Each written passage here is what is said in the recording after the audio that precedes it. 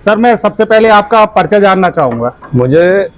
मेरा नाम तो सलीम मियां है। मुझे मुन्ना भाई के नाम से मेरी एक पहचान है जी। और पतंग से मैं बहुत ज्यादा शौक रखता हूँ जी काफी समय से। जी जी मुझे तकरीबन 40-45 साल हो गई पतंग को उड़ाते हुए। जी।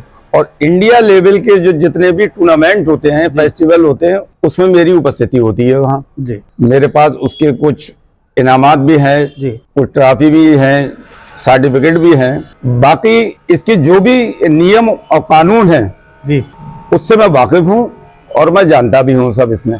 सर मैं एक चीज पूछना चाहूंगा, बसंत पंचमी के शुभ अवसर पर ये प्रोग्राम रखा गया है। जी जी। तो इसके थोड़ा सा मैं नियम वगैरह के बारे में जानना चाहूंगा। देखिए, इसकी हम लोगों ने एक आपस में एक 2 लोगों की टीम बनाई है जी। उसमें हमने 6 पेज जो है जी एक टीम को दिए हुए हैं जी।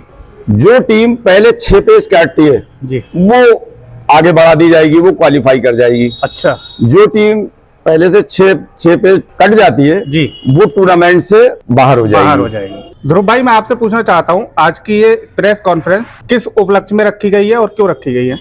प्रेस कॉन्फ्रेंस जो एक बहाना है, असल में जो है बदायूं से ही नहीं, बदायूं जनपद से जो ये समय बसंत पंचमी आने वाली है 2 तारीख को, हम प्राय देखते थे कि पतंगों का शहर और पतंगों का माहौल हुआ करता था। इस समय पर रंग बिरंगा आकाश हुआ करता था।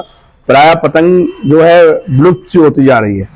लेकिन उसी संदर्भ में दूसरी ओर ये भी मैंने पाया कि आप सभी भाई लोग जो बैठे हुए हैं, मुन्ना भाई हैं, आप हैं, नील भाई हैं, तमाम लोग, ये लोग बहुत दूर दूर तक पतंग के फेस्टिवल्स में जाके अपना प्रतिभाग करके आते हैं, लखनऊ, जयपुर, अन्य स्टेट्स में। तो मुझे ऐसा लगा कि बदायूं में पतंग है तो, लेकिन पुराने लोगों के साथ जीवित है, लेकिन नया युवा इससे बहुत कम जुड़ रहा है जी।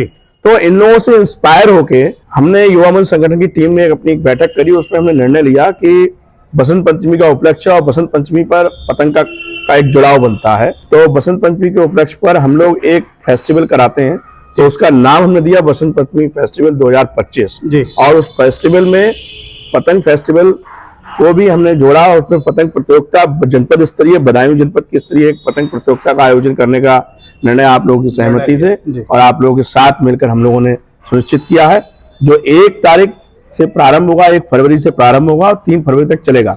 इसी के साथ साथ 4 तारीख को हम लोगों ने इसके फील्ड में एक छोटी सी दौड़ प्रतियोगिता रखी है, 1600 मीटर में बालक वर्ग में और 100-200 मीटर में बालिका वर्ग में जी। और दिनांक 5 तारीख को एक कार्यक्रम शतरंज प्रतियोगिता का रहेगा। शतरंज भी हमने मानते हैं कि इसका स्कोप बढ़ना चाहिए, क्योंकि बदायूं से विश्व चैंपियन बने हैं जी। और भारत में भी इसका बहुत इस समय स्कोप है जी। तो लास्ट में अंतिम दिन 5वें दिन 6ठे दिन हमने एक युवा सांसद कार्यक्रम रखा है। उसमें यातायात जागरूकता, सड़क दुर्घटना जागरूकता, तमाम विषयों पर हमने अधिकारियों को आमंत्रित किया है।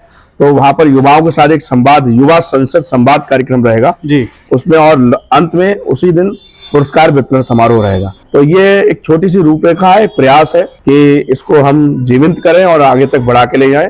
और वर्तमान में अभी पतंग फेस्टिवल का जो आयोजन हो रहा है उसको, उस पर हम लोगों ने मंत्रणा करी है कि भविष्य में हम लोग आगे चलकर पतंग फेस्टिवल को बड़े स्तर पर राष्ट्रीय प्रतियोगिता, एक नेशनल प्रतियोगिता बदायूं जनपद में कराने का हम लोगों का मन है। बस इसी विचार और मंथन के साथ हम लोग आपके साथ जुड़े।